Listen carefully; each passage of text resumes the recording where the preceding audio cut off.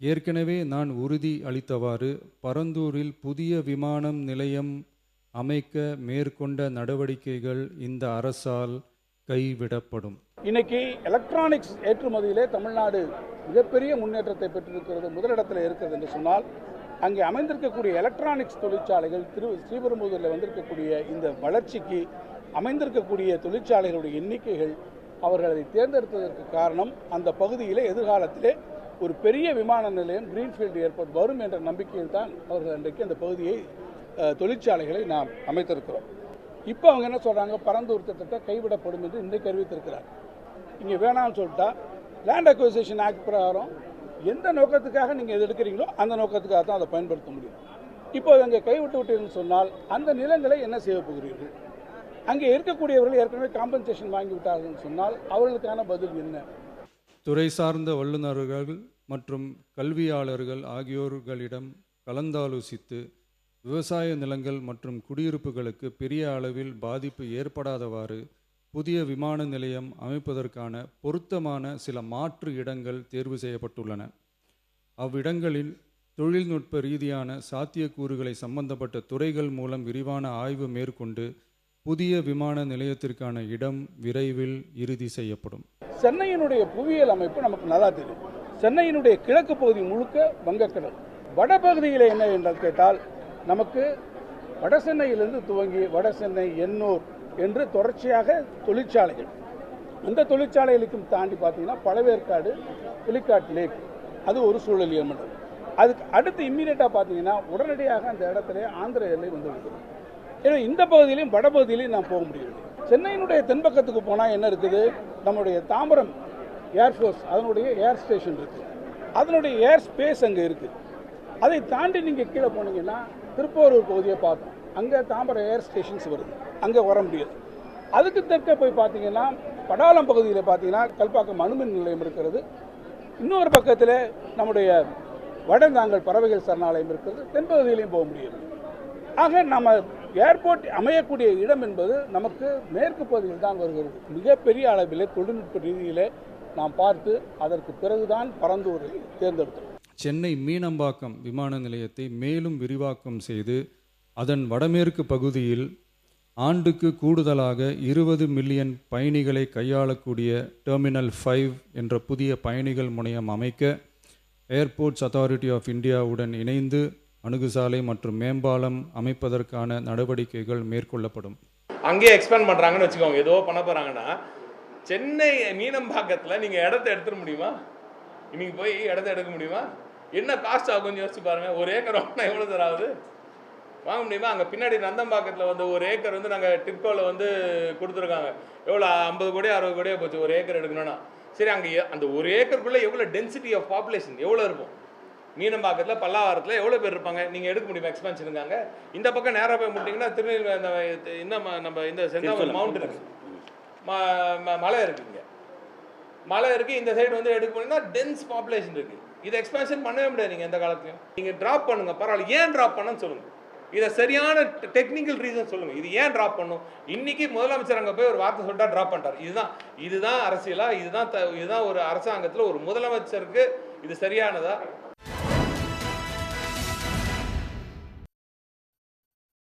வணக்கம், இது கேள்விக்களம். பரந்தூர் புதிய பன்னாட்டு விமான நிலையத்தை அமைப்பதற்காக முந்தைய திமுக அரசு கடுமையான முயற்சிகளை மேற்கொண்டது. பல்வேறு இடங்களை தேர்வு செய்துவிட்டு பரந்தூர் பொருத்தமான இடம் என்று அந்த அரசு அறிவித்தது. நிலம் கையகப்படுத்தப்பட்டு ஒன்றிய அரசின் அனுமதிகளுக்காக விண்ணப்பிக்கப்பட்டும் தொடங்கக்கூடிய ஒரு நிலையில் அந்த திட்டம் இருந்தது. ஒரு ஊரில் கிராம விவசாயிகள் அதற்கு எதிர்ப்பு தெரிவித்த நேரத்தில் அந்த விவசாயிகளுடைய போராட்டத்திற்கு ஆதரவாக சென்ற விஜய் தான் கொடுத்த வாக்குறுதியை நிறைவேற்றும் விதமாக இந்த அறிவிப்பை பரந்தூர் விமான நிலைய திட்டத்தை கைவிடுவதாக இன்று அறிவித்திருக்கிறார். இது எதிர்க்கட்சிகள் மத்தியில், தொழில்துறையின் மத்தியில் ஒரு பலத்த ஏமாற்றத்தையும் விமர்சனத்தையும் ஆளாக்கியிருக்கிறது.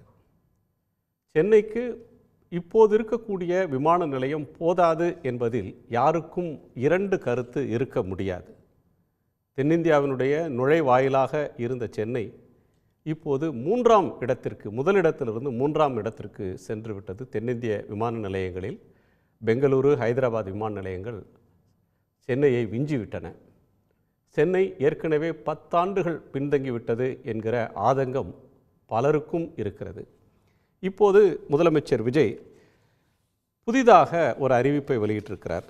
சென்னை விமான நிலையத்தையே மேம்படுத்த போவதாக, தற்காலிகமாக 3ஆவதாக இப்போது நடந்திருக்கக்கூடிய பயணிகள் முனைய கட்டுமான பணிகள் முடிந்த பிறகு 35 மில்லியன் பயணிகள் இதில் கையாளக்கூடிய அளவிற்கு சென்னை விமான நிலையத்தினுடைய மீனம்பாக்கம் விமான நிலையம் மேம்படுத்தப்படும். இதில் புதிதாக டெர்மினல் 5 என்கிற முனையம் செயலாக்கத்திற்கு கொண்டு வரப்படும். அதற்காக ஏர்ஃபோர்ஸ் அத்தாரிட்டி ஆஃப் இந்தியாவோடு இணைந்து வேலைகள் செய்யப்படும் என்று சொல்லியிருக்கிறார். அது நடைமுறையில் சாத்தியமானதா என்பது ஒரு முக்கியமான ஒரு கேள்வி. அதற்கு எத்தனை ஆண்டு காலம் ஆகும் என்பது இன்னொரு கேள்வி. பரந்தூர் கைவிடப்படுகிறது என்றால் மாற்றாக 4000-5000 ஏக்கர் நிலம், குறிப்பாக விவசாயிகளை பாதிக்காத, விளைநிலங்களை பாதிக்காத, நீர்நிலைகளை பாதிக்காத இடம் சென்னையை சுற்றி எங்கே இருக்கிறது என்கிற ஒரு முக்கியமான கேள்வி எழுகிறது. ஒரு ஆட்சி மாறி இன்னொரு ஆட்சி வந்தால் இருக்கும் வளர்ச்சியை மேலும் வளர்ப்பதற்கு முயற்சிக்க வேண்டுமே தவிர அரசியல் காரணங்களுக்காக பின்னோக்கி செல்ல வழிவிட்டுவிடக்கூடாது என்பது சிலருடைய ஆதங்கமாக இருக்கிறது. முன்னாள் முதலமைச்சர், திமுக கழகத்தினுடைய தலைவர் திரு மு.க. ஸ்டாலின் அவர்கள் அற்ப அரசியலுக்காக தமிழ்நாட்டின் நலனை அடகு வைக்கக்கூடிய முயற்சியில் இந்த தாவேக அரசு ஈடுபட்டிருக்கிறது என்று விமர்சித்திருக்கிறார். இது சார்ந்து பல்வேறு அம்சங்களை நாம் விவாதிக்கப் போகிறோம். நம்மோடு திமுகவின் செய்தி தொடர்பாளர் திரு சூர்யா கிருஷ்ணமூர்த்தி அவர்கள், அரசியல் ஆய்வாளர்கள் திரு கண்ணன் அவர்கள், திரு பெருமாள் மணி அவர்கள், பொறியாளர் திரு ஹாங்காங் ராமநாதன் அவர்களும், அரசியல் விமர்சகர் திரு சுமந்த் சி ராமன் அவர்களும் இணைய இருக்கிறார்கள். எல்லோருக்கும் வணக்கம். நான் திரு கண்ணன் அவருடைய முதற் கோணத்தை கேட்கணும். ஒரு சென்னைக்கு 2-3 விஷயங்களை திரும்ப ஒரு சர்ச்சைக்குரிய விஷயங்களாகவே சென்னையை பொறுத்தவரை இருந்துகிட்டு இருக்கோம். ஒன்று, பல்லாண்டுகளுக்கு முன்னால் வர வேண்டிய மெட்ரோ ரயிலா மோனோ ரயிலா அப்படின்னு ஒரு விவாதத்தில் ஜெயலலிதா அவர்கள் மோனோ ரயிலை தேர்ந்தெடுத்து மெட்ரோ ரயிலுக்காக வேண்டாம்னு எடுத்த முடிவுனால அது கொஞ்சம் பின்தங்கின ஒரு நிலை. தலைமைச் செயலகம் வேண்டுமா வேண்டாமா, எங்கே கட்டுவதுன்ற சர்ச்சை. அடுத்தது மதுரவாயல் புறவழிச்சாலை, ஒரு அடுக்கு பாதை திட்டம், அது கைவிடப்பட்டு பல ஆண்டு 10-15 ஆண்டுகளுக்கு பிறகு திரும்ப செய்கிற ஒன்றை பார்க்குறோம்.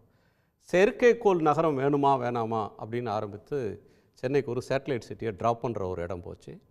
இப்போ இந்த விமான நிலையத்தை தான் கொடுத்த வாக்குறுதியை விஜய் காப்பாற்றியிருக்கிறாரு அப்படின்னு இதை பார்க்கிறதா, அல்லது தொழில்துறையினர், எதிர்க்கட்சிகள் சொல்கிற மாதிரி எந்த ஆல்டர்னேட்டிவுமே சொல்லாமல் ஒரு எடுத்தேன் கவிழ்த்தேன்னு விளைவுகளை பற்றி யோசிக்காமல், ஒரு ஸ்டேட்ஸ்மேனாக சிந்திக்காமல் பண்ணிட்டாங்க அப்படின்ற ஒரு ஆதங்கம் சரியா?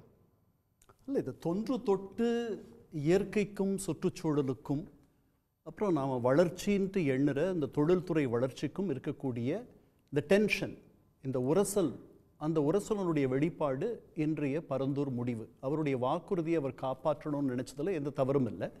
நீங்கள் சொன்ன மாதிரி இன்னொரு மாற்று இடத்தையோ அல்லது மாற்று இடங்களையோ அவர் அடையாளப்படுத்தி இருந்தார்னா நல்லா இருந்திருக்கும். அது அவர் பண்ணலை. ரெண்டாவது, அவங்க ஆட்சிக்கு கிட்டத்தட்ட 4வது மாதத்தை நோக்கி நம்ம நகர்ந்துட்டுருக்கோம். இந்த முக்கியமான முடிவு இன்னும் சீக்கிரமாகவே எடுக்கப்பட்டிருக்கலாம் அப்படின்ட்டு நான் நினைக்கிறேன். ஒவ்வொரு நாள் நாம் இழக்கிறதும் இது தொழில்துறை முனைவோருக்கு வெளிநாட்டு முதலீடுகளை ஈர்க்கணும்னு சொல்லும் பொழுது அவர்களுக்கு இது ஒரு உற்சாகத்தை தரப்போவதில்லை, ஒரு ஊக்கத்தை தரப்போவதில்லை. நமக்கு போட்டியாளர்கள் பல பேர் இருக்கிறார்கள். இந்தியாவில் இருக்கக்கூடிய பல மாநிலங்கள் இந்த வெளிநாட்டு முதலீடுகளை ஈர்ப்பதில் நமக்கு இணையாக, இன்னும் சொல்ல போனால் நம்ம விட வேகமாக செயல்படுகிறார்கள். நமக்கு ஒரு பெரிய பின்னடைவு. இந்த முடிவு இப்போதைக்கு இது சுற்றுச்சூழல் ஆர்வலர்களுக்கு, எனக்கு கூட இது வரவேற்க தகுந்த முடிவுன்னு தான் நான் நினைக்கிறேன். ஏன்னா 30 நீர்நிலைகள், இந்த 30 நீர்நிலைகள், ஆனால் இதற்கு என்ன மாற்று?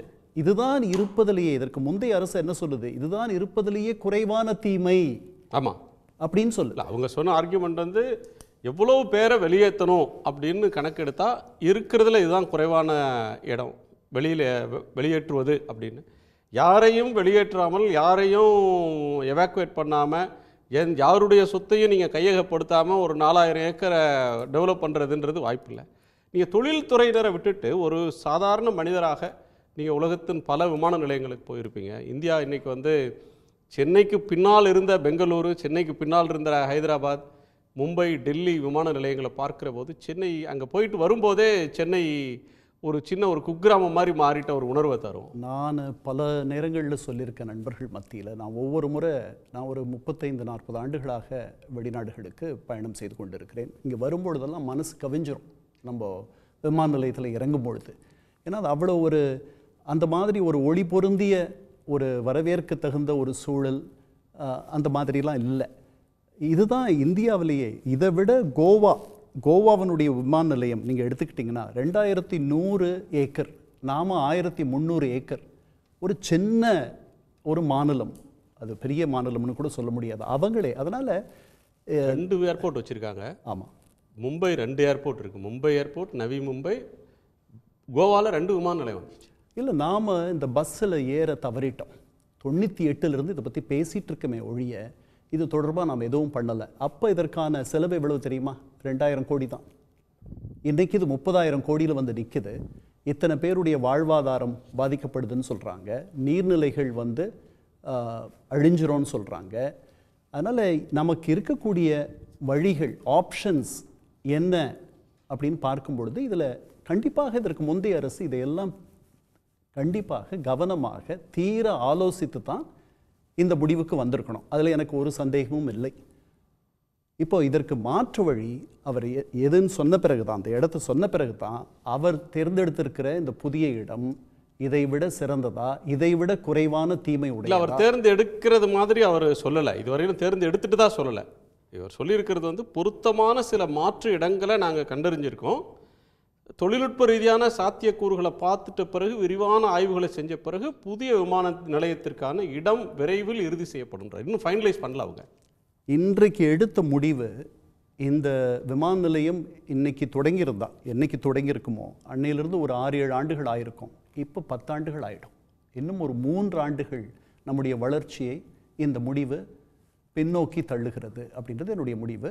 ஆனால் சுற்றுச்சூழல் ஆர்வலர்கள் பார்வையிலிருந்து பார்க்கும் பொழுது இது ஒரு வரவேற்க தகுந்த முடிவு. சுற்றுச்சூழல் ஆர்வலர்கள் பார்வையில் பார்த்தா இந்தியாவில் ஏதேனும் ஒரு விமான நிலையம் அமைக்கப்பட்டிருக்க முடியுமா? இல்லை, ஏதேனும் ஒரு நெடுஞ்சாலை அமைக்க முடியுமா? நம்ம வந்து காஸ்ட் பெனிஃபிட் தானே ஒன்றை இழக்கிறோம் அப்படின்னா அதனால் இதை விட பெரிய எண்ணிக்கையில் மக்களுக்கு நன்மை கிடைக்கிறதா அப்படின்னு தானே ஒரு அரசாங்கம் சிந்திக்க முடியும். இல்லை, உண்மை. அதனால தான் அதுக்கு வந்து சஸ்டைனபிள் டெவலப்மெண்ட்டுன்ட்டு பேர். நீடித்த வளர்ச்சி இருக்கணும், நிலைத்த வளர்ச்சியாக அது இருக்கணும். அதெல்லாம் நீங்கள் சொன்ன மாதிரி ஒரு தராசில் வச்சு அதை எடை போட்டு எது அதிக பயன் தரும் அப்படின்னு பார்த்து சிலதை இழக்கணும். சிலதை இழந்தால் தான் சிலதை பெற முடியும். அதில் எனக்கு ஒரு சந்தேகமும் இல்லை. இப்போ இருக்கிற மீனம்பாக்கம் விமான நிலையமே பாக்கம் அப்படின்ற ஒரு கணக்கில் எடுத்துக்கிட்டோம்னா அது ஒரு நீர்நிலையாக கடந்த காலத்தில் இருந்திருக்கிறதான வாய்ப்பு இருக்குது. திருமணி பின்னடைவு அப்படின்னு ஒரு கோணத்தை திரு கண்ணன் சொல்கிறாங்க. நீங்கள் இதை எப்படி பார்க்குறீங்க? இது வந்து ஒரு புரட்சிகரமான முடிவாக பார்க்குறீங்களா, இல்லை தமிழ்நாட்டை பின்னுக்கு இழுத்துரும் அப்படின்னு வைக்கிற விமர்சனத்தை சொல்கிறீங்களா? இன்னமும் பல ஆண்டுகள் சென்னையோட வளர்ச்சி குன்றிடும் அப்படின்ற ஒரு வருத்தத்தை வெளிப்படுத்துகிறாங்களே. அதாவது 2000 வருஷத்துக்கு முன்னாடி சங்கம் ஒரு பாட்டு பாடியிருக்கு. அரணமைத்து அவர்தம் நம்பிக்கை காக்கும் வேந்தன் அப்படின்னு ஒரு வரி இருக்குது கலித்தொகையில். இன்றைக்கி அப்படியாப்பட்ட ஒரு வேந்தனாக ஐயா விஜய் வந்து இருக்கார். அவர் ஒரு வாக்கு கொடுத்தாரு. அந்த வாக்கை வந்து இன்றைக்கி வந்து அவர் நிறைவேற்றி இருக்கிறார். அவருடைய அரசியல் பயணத்தில் இது ரொம்ப ரொம்ப முக்கியமான ஒரு கால். ஆட்சி அதிகாரத்துக்கு வந்து 100 நாட்களை கடந்து இன்றைக்கு வந்து அவர் எதை 2025 ஜனவரி மாதம் கொடுத்த வாக்கை வந்து இன்றைக்கி மக்கள்கிட்ட வந்து அவர் ரொம்ப உறுதியாக வந்து நிறைவேற்றியிருக்கார். அந்த வகையில் இது வந்து ரொம்ப முக்கியமான ஒரு பொலிட்டிக்கல் கால். ஒரு லீடருக்கு இப்படியாப்பட்ட தீர்க்கமாக ஒரு முடிவை வந்து தான் சரியான நம்புவதை செயல்படுத்துகிற ஒரு திறன் இருக்கணும். அதை வந்து இப்படியாப்பட்ட ஒரு பெரிய ப்ராஜெக்டை வந்து வேண்டான்னு சொன்னதன் வழியாக அவர் வந்து சொல்கிறாரு, நான் வந்து எந்த பெரிய முடிவுக்கும் தயாராக இருக்கேன் அப்படிங்கிற அளவில் இது ஒரு முக்கியமான பொலிட்டிக்கல் காலாக இதை நான் பார்க்குறேன். நீங்கள் எப்படி சொல்கிறீங்க? ஒரு தீர்க்கமாக முடிவெடுத்துட்டு இதை செய்திருக்கிறாரு அப்படின்ற ஒரு கோணத்தை சொல்கிறீங்க. ஆனால் முன்வைக்கக்கூடிய விமர்சனன்றது வந்து தீர யோசிக்காமல், நீங்கள் எதிர்க்கட்சியாக இருக்கிற போது உங்களுக்கு முழு விவரங்கள் இல்லாமல் இருக்கலாம். நீங்கள் ஆட்சி அதிகாரத்தில் வந்து உட்கார்ந்த பிறகு உங்களுக்கு வந்து எந்த அடிப்படையில் இந்த இடம் தேர்ந்தெடுக்கப்பட்டது அப்படின்றதுக்கான அத்தனை தரவும் அரை மணி நேரத்தில் உங்கள் கையில் கிடைக்கும். ஒரு ஸ்டேட்ஸ்மேன், ஒரு பெரும் தலைவர் அப்படின்றவர் தன் கைக்கு எல்லா விவரங்களும் வந்த பிறகு சீர்தூக்கி பார்த்துட்டு தான் கொடுத்த வாக்குறுதியே தவறாக இருந்தால் கூட அதை கைவிடுறது தப்பு இல்லை அப்படின்றது ஒரு பார்வை. இன்னொன்று பர்சனல் ஈகோ, இதனுடைய நன்மை தீமை பற்றி அவர் யோசிக்கவே இல்லை. நான் கலந்துக்கிட்ட போராட்டம், அதனால் நான் சொல்லிட்டேன், நான் இப்போ கைவிடுறேன், இதனால் யார் கேடு கட்டா என்ன அப்படின்னு கவலைப்படாமல் செய்கிறாரு அப்படின்னு சொல்கிறாங்க. இல்லை இதில் ஈகோ இல்லை பர்சனல் ஈகோ இல்லை, இது ஒரு தீர்க்கமான ஒரு முடிவு. ஏன்னா இப்போ ஒரு நேரத்தில் இந்தியாவில் 4 பெரிய ஏர்போர்ட் இருந்தது. நம்மளே பாடத்திட்டங்கள்லாம் படிப்போம். டெல்லி, மும்பை, சென்னை, கல்கத்தா.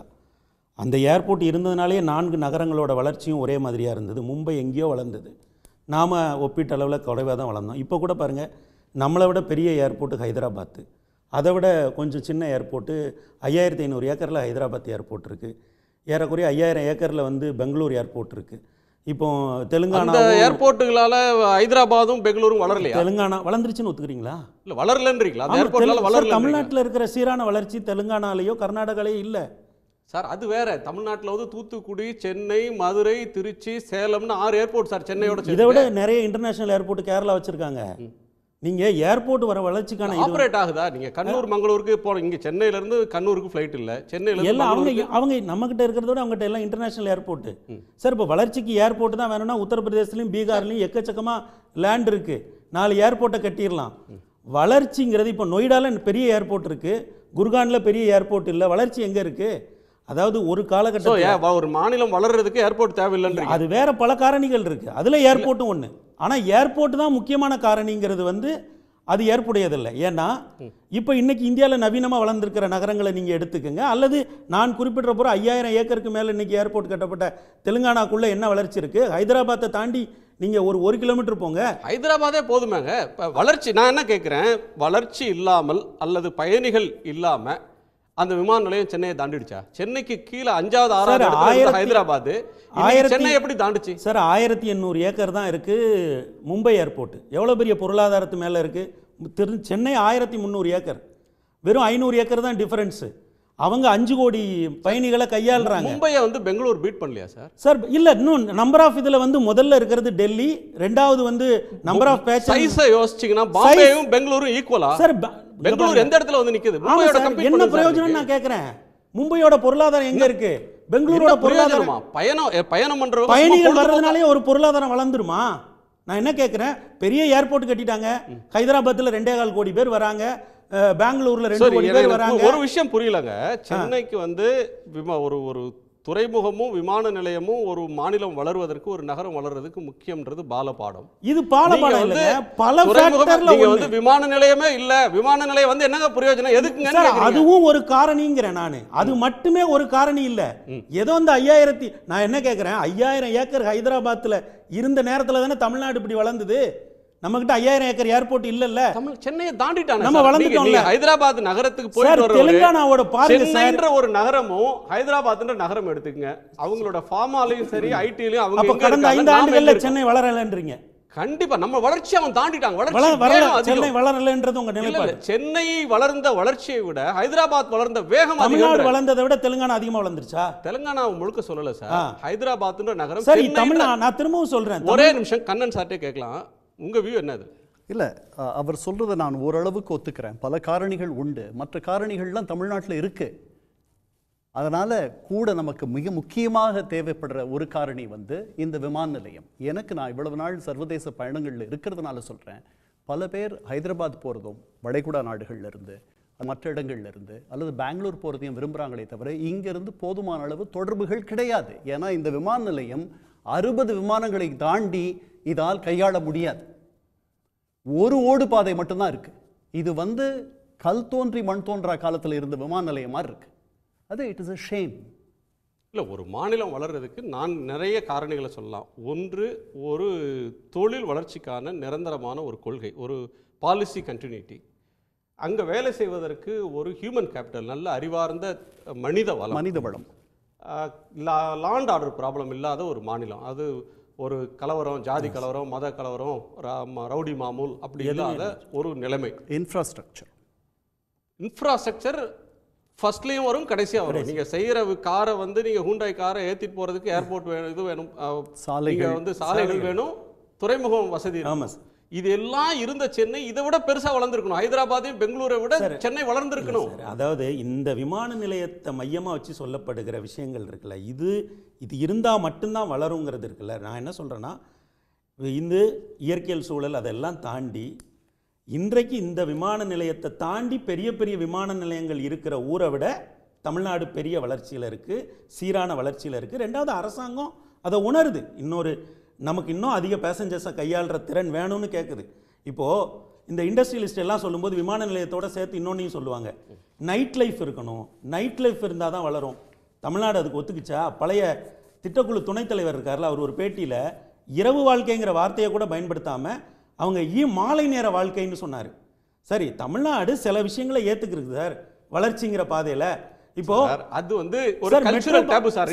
நீங்க விரும்பினாலும் சார், ஒரு செகண்ட், நீங்க விரும்பினாலும் விரும்பலனாலும் போன தலைமுறையோட இந்த தலைமுறை சென்னையில் வாழ்ற வாழ்க்கை வேறு. அடுத்த தலைமுறை வந்து தனக்கான பொழுதுபோக்கை தேடிக்கும். இவங்களே ஒரு கல்ச்சுரல் டேபுவை நீங்க ஒரு கட்டத்துக்கு மேல வைக்க முடியாது சார். நீங்க ஈசிஆர் இப்போ வந்து ஒரு காலத்துல ஈசிஆர் வந்து என்னவாக இருந்தது, இனி ஈசிஆர் எப்படி இருக்க போகுதுன்றது வேற. ஆமாம் சார். நீங்க சொல்றது வந்து ஒரு பொழுதுபோக்கு, ஒரு நைட் லைஃப் அப்படின்றத தாண்டி ஒரு தொழில் வளர்ச்சி முன்னேற்றம் அப்படின்ற ஒன்றுக்கு வந்து airport development not is the only one reason. இந்த 5700 சென்னை ஏற்கனவே லாகிங்னே நீங்க ஃபீல் பண்ணல சார்? இருக்கு சார். அதை காம்ப்ரமைஸ் பண்ற அளவுக்கு அதுல பல ஃபேக்டர் இருக்கு. நமக்கு துறைமுகம் இருக்கு, ஹைதராபாத்துக்கோ பெங்களூருக்கோ துறைமுகம் இல்ல. அப்போ அவங்க ஒரு பெரிய ஏர்போர்ட் அவங்களுக்கு தேவை இருக்கு. ஹைதராபாத், பெங்களூர் 8000 அடியில் இருக்கு பூமியில இருந்து. அதனால இப்போ நமக்கு ஒரு இன்க்ளூசிவ் டெவலப்மெண்ட்டை நம்ம பிளான் பண்றோம்னா நமக்கு இங்கே ஒரு துறைமுகம் இருக்கு, பக்கத்திலேயே கடலூர் துறைமுகம் இருக்கு. இது எல்லாத்தையும் சேர்த்து தான் நம்ம ஏர்போர்ட்டை வந்து பிளான் பண்ணுவோம். இப்போ மும்பையோட வளர்ச்சியில் ஏர்போர்ட்டோட பங்கு என்ன, துறைமுகங்களோட பங்கு என்ன? அப்போ இது எல்லாமே சேர்ந்தது தான் இங்கே. அப்போ இந்த விமான நிலையத்துக்கு நாம இவ்வளவு அதிகமான முக்கியத்துவம் கொடுத்து, ஐயோ ஒரு விமான நிலையம் போனதுனால தமிழ்நாட்டோட வளர்ச்சியே 10 வருஷத்துக்கு பின்னாடி போகுது அப்படின்னு சொல்றதெல்லாம் வெறும் அரசியல் காரணிகளை தவிர அதுல எந்த அரசியல் இவர் அப்படி ஆதங்கப்படுறவங்க அரசியலுக்காக ஆதங்கப்படுறாங்க. ஆனா விமான நிலையம் வேணான்னு விஜய் முடிவெடுத்தது அரசியலே இல்ல. அதுல அரசியல் இருக்குன்னு சொல்றேன். அது ஒரு தலைவனுடைய அரசியல் இருக்கு, அவரோட அறைவல் இருக்கு. நான் வந்துட்டேன், நான் இந்த பொறுப்புல நிலையா இருக்கிறேன், நான் சொன்ன வாக்க காப்பாத்துவேன் அப்படிங்கிற அரசியல் இருக்கு. வந்து நீ அதிகாரத்துக்கு வந்தா இருக்கிற இடத்துல இருந்து நான் ஹைதராபாத்தை விஞ்சி காட்டுறேன், பெங்களூரை விஞ்சி தமிழ்நாட்டை எடுத்துட்டு போக போறேன் அப்படின்னு அதிகாரம் கிடைச்சதுன்னு சொல்லி தூக்கி உடைக்கிறதா அதிகாரம் சார்? அதெல்லாம் சார் 5700 ஏக்கர்ல 1700 ஏக்கர் தான் இன்னைக்கு கையகப்படுத்தி இருக்காங்க. 30% நிலங்கள் தான் கையகப்படுத்தப்பட்டிருக்கு. மக்கள் ஒரு கோரிக்கை வைக்கிறாங்க சார், அந்த கோரிக்கையை ஒரு அரசு நிறைவேற்றுது. 100 நாள் ஆன இன்னைக்கு 6 கேள்வி அறுதி பெரும்பான்மையாக கூட இல்லாத ஒரு அரசு இவ்வளவு தைரியமான முடிவு எடுக்குன்னா அது அந்த தலைவரோட பொலிட்டிக்கல் வில்ல காட்டுது.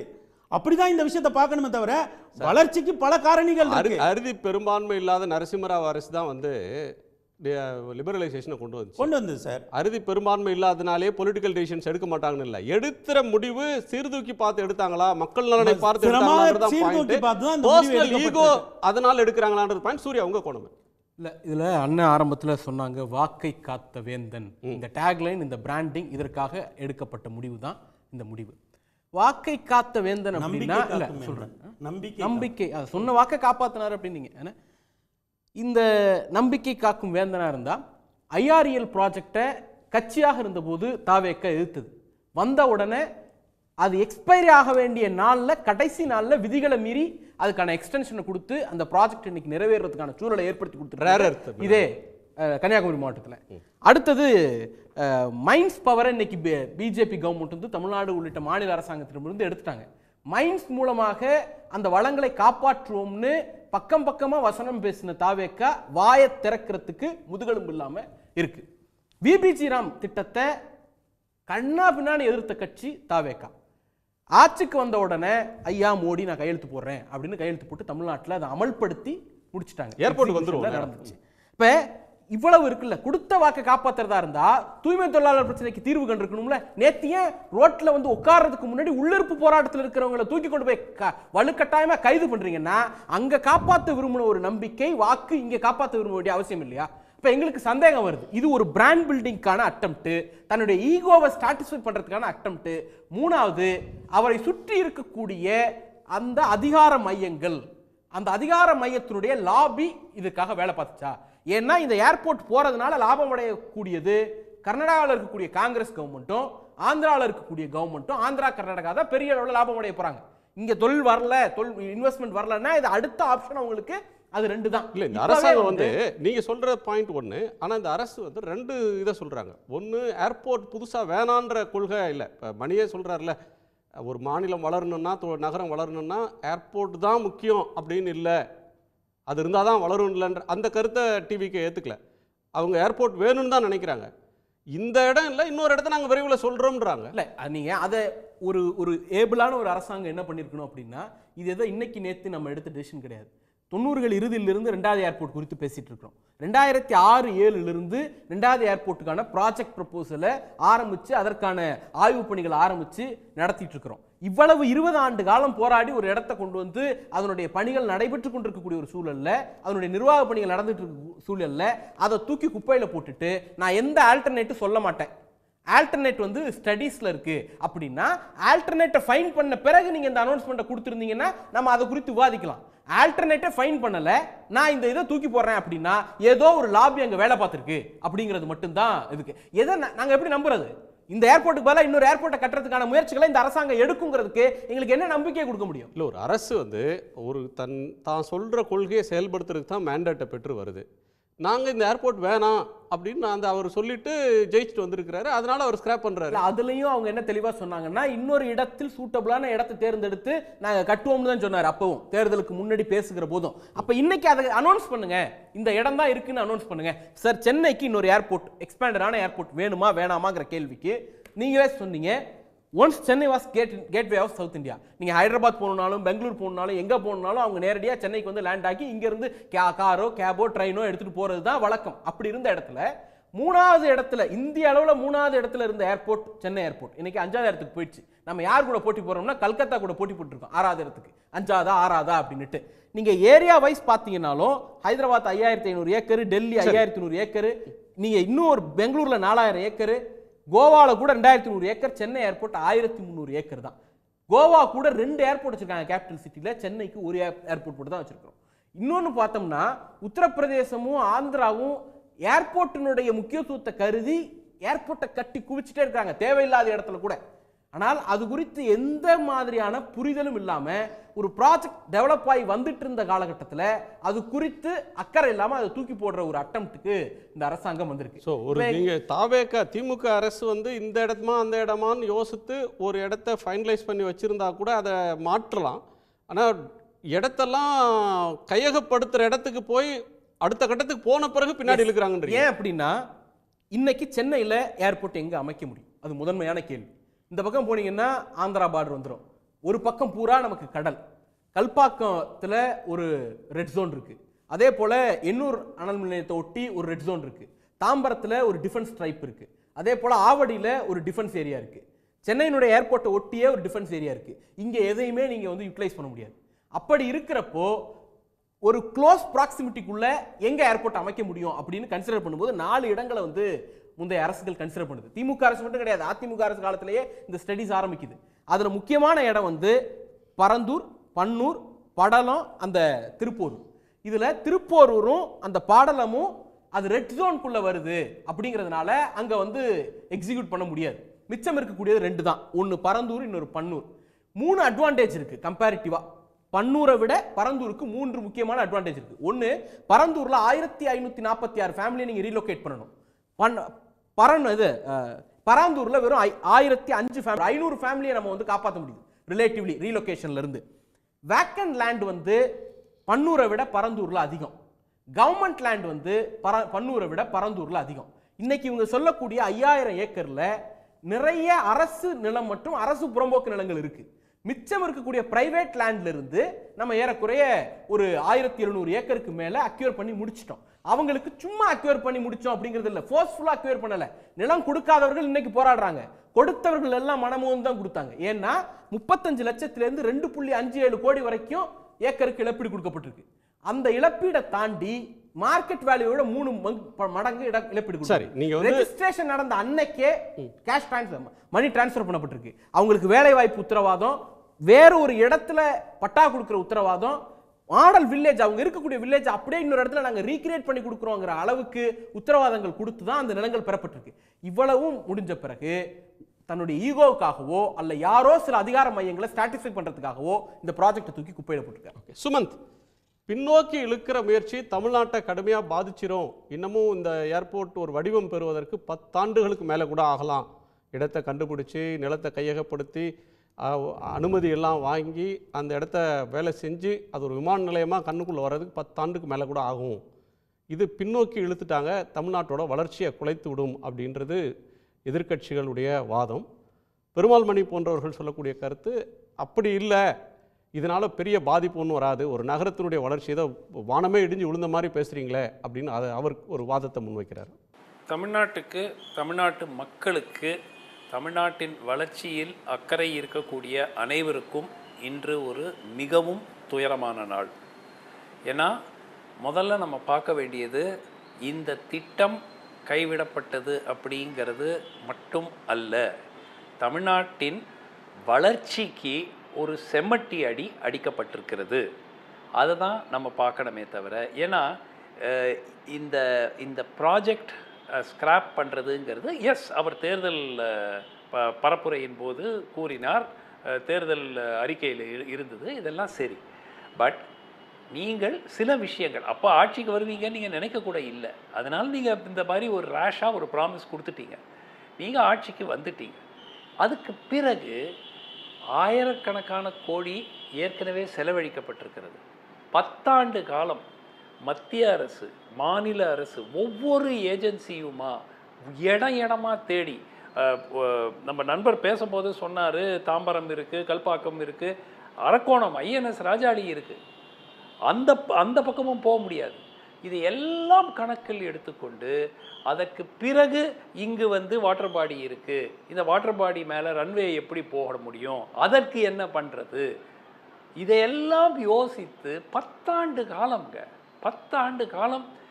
அது திமுகன்னு இல்லை, அண்ணா திமுகன்னு இல்லை, எல்லா மத்திய அரசு, மோடி அரசு, மன்மோகன் சிங் அரசு எல்லோரும் யோசித்து எல்லாரும் ஃபைனலைஸ் பண்ணதை நான் சொல்லிட்டேன், யாராலையும் தடுக்க முடியாதுன்னா அது வந்து ஒரு ஒரு ஒரு தனி மனிதனின் ஒரு விருப்பு வெறுப்புகளுக்கு ஆக ஒரு மாநிலமே வந்து அதனுடைய பாதிப்பு ஒரு மாநிலத்தையும் மாநில மக்களையும் நிச்சயமாக அது தாக்கப் போகிறது. அது ரொம்ப ரொம்ப ஒரு வருத்தம் அளிக்கக்கூடிய விஷயம். 2 பாயிண்ட் மட்டும் நான் சொல்லிடுறேன். ஆல்டர்னேட் சைட்டு இருந்தால் இன்றைக்கி ஸ்பீச்சில் சொல்லியிருக்கலாம்ல, இப்போ தான் பார்க்குறாங்களா ஆல்டர்னேட் சைட். இவருக்கு ஒரு நாள் மீடியாட்ட பேசினா தானேங்க உண்டு, பேசினா தானே கேள்வி கேட்க முடியும். இவர் தான் கேள்வியே எடுக்க மாட்டார்ல. எவ்வளோ நாள் ஆகும் இந்த அப்ரூவல்ஸுக்குன்னு அவருக்கு ஐடியா இருக்கா? 10 ஆண்டு காலங்க அது, 10 ஆண்டு காலம். நீங்கள் சூப்பர் ஃபாஸ்ட்டாக பண்ணாலே உங்களுக்கு லேண்ட் அக்விசிஷன் ஸ்டேஜ் ஆரம்பிக்கிறதுக்கே 3 வருஷம் ஆகும். அதுக்கப்புறம் ஏர்போர்ட்டை கட்டணும். எப்படிங்க அது? ஏற்கனவே 1500 ஏக்கர் அக்விசிஷன் முடிஞ்சாச்சு, இன்னும் 2000 ஏக்கர் தான் பாக்கி. மீதி 1900 ஏக்கர் அரசாங்கத்திடம் ஏற்கனவே இருக்கக்கூடிய நிலம். இந்த ஸ்டேஜில் போயிட்டு நான் வந்து சொல்லிட்டேன் மக்கள்கிட்ட, அதனால நான் நிறுத்திடுவேன் அப்படின்னா ஒரு விஷயம் நம்ம புரிஞ்சுக்கணும் குணா. பொருளாதார வளர்ச்சி ஒரு பகுதியில் ஏற்படுகிறது என்றால் அதற்கு ஒரு சர்வதேச தரத்தில் இருக்கக்கூடிய விமான நிலையம் மிகவும் அவசியம். இது வந்து இன்றைக்கி நம்ம எவ்வளவோ சொல்லலாம். சென்னை ஏர்போர்ட்டுங்கிறது இன்றைக்கி இந்தியாவினுடைய மேஜர் ஏர்போர்ட்ஸில் தி வர்ஸ்ட் ஏர்போர்ட். அது எல்லோரும் ஏற்றுக்கொள்ளக்கூடிய ஒன்று. நமக்கு ஒரே ஒரு ஏர்போர்ட் போட்டி கல்கட்டா, ஏன்னா அதுவும் ஏர்போர்ட்ஸ் அத்தாரிட்டி ஆஃப் இந்தியா கவர்மெண்ட்டால். தயவு செய்து நம்ம சென்னை ஏர்போர்ட்டை சூப்பராக இருக்குது, எதுக்கு நமக்கு ஏர்போர்ட்டுன்னு சொல்கிறவங்க ஒரே ஒரு முறை பெங்களூர் ஏர்போர்ட்டுக்கோ, ஹைதராபாடுக்கோ, பாம்பேக்கோ, டெல்லிக்கோ தயவு செய்து ஒரு வாட்டி போய் பார்த்துட்டு வாங்க. சென்னை தொடர்ந்து பின்தங்கி கொண்டே இருக்கிறது. இது நீங்கள் பரந்தூரில் வேண்டாம், நாங்கள் இந்த இடத்துல ஐடென்டிஃபை பண்ணிட்டோம். 6000 நீங்க சொல்றது வந்து ஏதோ சைனாவுக்கு போய் பார்த்துட்டு வாங்க அப்படின்னு சொல்லுவாங்க. முன்னாடி வந்து ஒரு பிரம்மாண்டமான இன்ஃப்ரா அப்படின்னா போய் முதல்ல சைனா போய் பார்த்துட்டு வாங்க, அப்போதான் தெரியும் நாம எவ்வளோ தூரம் பின்னாடி இருக்கோம் அப்படின்னு முன்னாடி சொல்லுவாங்க. இப்போ நீங்கள் வந்து ஹைதராபாத் பெங்களூர்னு ரொம்ப பக்கத்தில் சொல்கிறீங்க. நீங்க ரொம்ப ஸ்ட்ராங்கான ஒரு ஸ்டேட்மெண்ட் சொன்னீங்க, வளர்ச்சிக்கான சம்மட்டி அடி அப்படின்னு சொல்றீங்க. நான் கேட்கறது வந்து இந்த ஏர்போர்ட்டை கைவிடுறோன்னு சொல்றாங்களே தவிர ரெண்டு விஷயத்த சொல்றாங்க. ஒன்று, இருக்கிற விமான நிலையத்தையே மேம்படுத்த போறோம், இன்னொரு டெர்மினல் கட்ட போறோன்றது ஒரு இடைக்கால ஏற்பாடு, இன்னொரு பெரிய ஏர்போர்ட்டை செய்ய போறோம்னு தான் அரசாங்கம் சொல்லுது. பெருமாள் மணி சொன்ன இன்னொரு கோணம் வந்து கேட்கணும், நான் வந்துட்டேன்னு சொல்லு அப்படின்னு சொல்றது மாதிரியான ஒரு ஸ்ட்ராங் பொலிட்டிக்கல் டெசிஷன், ஒரு ஸ்ட்ராங் பொலிட்டிக்கல் ஸ்டேட்மெண்ட் இதில் இருக்குன்றாரு. இதில் வந்து முதல்ல எக்ஸிஸ்டிங் ஏர்போர்ட்டை விரிவாக்கம், டெர்மினலுங்கிறது பில்டிங் கட்டலாங்க, ரன்வே எப்படி எக்ஸ்டெண்ட் பண்ணுவீங்க? கூடுதலாக ஒரு ரன்வே தேவை, இது எல்லோரும் பல ஆண்டுகளாக சொல்லி கொண்டிருக்கிறது. எங்கேருந்து ரன்வே கட்டுவீங்க? அதுக்கு லேண்டு வேண்டாமா? அதை எப்படி அக்வயர் பண்ணுவீங்க? உங்களால் பரந்தூர்லேயே வந்து மக்களை டிஸ்பிளேஸ் பண்ணக்கூடாதுன்னா சென்னையில் டிஸ்பிளேஸ் பண்ணுவீங்களா? அது நடக்குமா? பொலிட்டிக்கல் வில் இருக்குமா? அது ஒன்று. ரெண்டாவது, நீங்கள் சிக்னல் கொடுத்துருக்கீங்க. யாருக்கு கொடுத்துருக்கீங்கன்னா தொழிலதிபர்கள். இன்றைக்கி ஏற்கனவே கிரிடாய் போன்ற அமைப்புகள்லாம் நான் ஒரு ஸ்டேட்மெண்ட் பார்த்தேன், அது ஜெனுவினான்னு எனக்கு தெரியாது, பட் சோஷியல் மீடியாவில் ஒரு ஸ்டேட்மெண்ட் கொடுத்துருக்காங்க, இது ரொம்ப தவறான முடிவு, இது தமிழ்நாட்டுக்கு சென்னை பகுதிக்கு ஒரு பாதிப்பு ஏற்படுத்தும். ஒவ்வொரு தொழிலதிபருக்கும் நீங்கள் என்ன கூறுகிறீர்கள் என்றால், என்ன உத்தரவாதம் உங்களுக்கு ஒரு அரசால் கொடுக்கப்பட்டாலும் அடுத்த அரசு அதை தூக்கி போட்டுரும், அதனால் நம்பி இங்கே வந்து முதலீடு செய்யாதீர்கள் அப்படிங்கிற மெசேஜை நீங்கள் கிளியராக கொடுத்துட்டீங்க. யாருக்கு கொடுத்துருக்கீங்க? எங்களுக்கு நாளைக்கு விவசாய நிலங்களை கையகப்படுத்தாமல், இப்போ நம்ம போகிறோம்ல ஜிஎஸ்டி ரோடு மூடி எல்லா விவசாயிகளுக்கு தான் திருப்பி கொடுக்கணும். விவசாய நிலங்களை கையகப்படுத்தி தானே நீங்கள் ரோடை போட்டீங்க. எல்லாம் இன்னைக்கு தமிழ்நாட்டில் இருக்கிற ஒவ்வொரு ஹைவேயும் விவசாய நிலங்களை கையகப்படுத்தி தானே பண்ணியிருக்கீங்க. அப்போ அதெல்லாம் திருப்பி கொடுக்கணும்ல. என்ன ஒரு ஹிப்பாக்ரசி, என்ன ஒரு டபுள் ஸ்டாண்டர்ட்ஸ். நான் ஒன்றே ஒன்று தான் கேட்குறேங்க, இது ஏன் செம்மட்டி அடின்னு சொல்கிறேன்னா, இது சென்னைக்கு மட்டும் பொருந்தாதுங்க. இது ஏர்போர்ட்டு சென்னைக்கு இருக்கலாம், இது வந்து எல்லா தமிழ்நாட்டில் முதலீடு செய்யக்கூடிய எந்த ஒரு நிறுவனமும் இதை நிச்சயமாக பார்த்து கொண்டு இருப்பார்கள். அரசாங்கத்தினுடைய ப்ரையாரிட்டி இலவசங்களை கொடுக்கறது, தமிழ்நாட்டினுடைய வளர்ச்சி அவங்களுக்கு ப்ரையாரிட்டி கிடையாது. இதனால அவர்களுக்கு ஆதரவு தெரிவிக்கும் ரீல்ஸ் போட்டு கொண்டிருக்கிற மக்களுக்கு வாக்குகளை பெறுவதை தாண்டி அவர்கள் சிந்திக்க போவதில்லை. அந்த மெசேஜ் தான் அவங்களுக்கு போகும். சுமந்த் சொல்லுங்க. சுமந்த், ஒரே ஒரு கேள்வி. பெங்களூர்லேயோ ஹைதராபாத்லேயோ ஏர்போர்ட்டில் அங்கே வந்து துறைமுகம் இல்லை, அதனால் அங்கே வந்து 5000 ஏக்கர் 4000 ஏக்கர்னு பெரிய ஏர்போர்ட் கட்டப்படுது.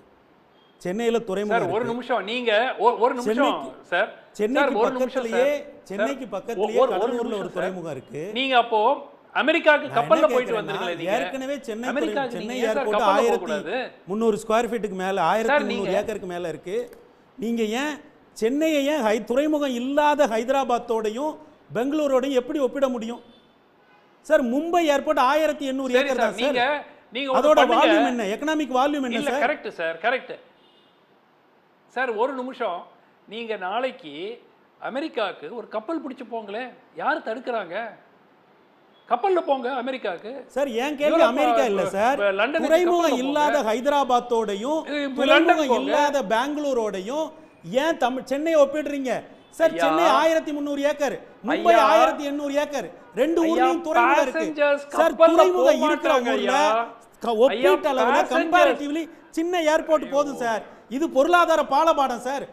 ஏன் வந்து அப்ப மணி என்ற ஒரே கேள்வி, அப்படின்னா அரசாங்கம் வந்து இந்த ஏர்போர்ட் போதும், புது ஏர்போர்ட் வேணாம்னு சொல்லலாமா? ஏன் புது ஏர்போர்ட் கட்டறாங்க? தனியார் மையத்தோட ஒரு கூறு சார், அத நீங்க அப்படி பாருங்க. அப்ப தனியாருக்கு இல்ல. இப்ப நீங்க வேற என்ன, இப்ப இந்த ஏர்போர்ட் வந்து தமிழ்நாடு அரசு ஏர்போர்ட்டோ மத்திய அரசு ஏர்போர்ட்டோ கிடையாது. இல்ல நீங்க இது ஒரு தனியாரோட ஏர்போர்ட். இல்ல நீங்க சொல்றது வந்து சென்னையில தனியாரோட ஒரு ஏர்போர்ட்டுங்க. இல்ல சார், சென்னையில துறைமுகம் வந்திருக்கு, இப்ப இருக்கிற ஏர்போர்ட் போதும், புது ஏர்போர்ட் வேணாம்னு சொல்றீங்க. இல்ல சார், ஹைதராபாத் யார் சொன்னது தனியார் ஏர்போர்ட்னு? கிட்ட துறைமுகம் இல்ல. மும்பையை பாருங்க, 1800 ஏக்கர் தானே, சென்னை 1300 ஏக்கர், ரெண்டு இடத்துலயும் இருக்கு சார். இப்போ நீங்க 4-5 பட்டியல் போடுறீங்களா, என்ன வேறுபாடு? டெல்லியில ஏர்போர்ட் பெரிய ஏர்போர்ட் 5000 ஏக்கர், என்ன காரணம்? அங்க துறைமுகம் இல்ல சார். நீங்க ஒண்ணு புரிஞ்சுக்கங்க, இண்டஸ்ட்ரி வர்றது வந்து இண்டஸ்ட்ரியில இருந்து நம்ம தயாரிக்கிற இயந்திரங்களை யாரு ஏர்லிஃப்ட் பண்றது இல்ல, எல்லாம் நம்ம துறைமுக வழியா தான் கொண்டு போறோம்.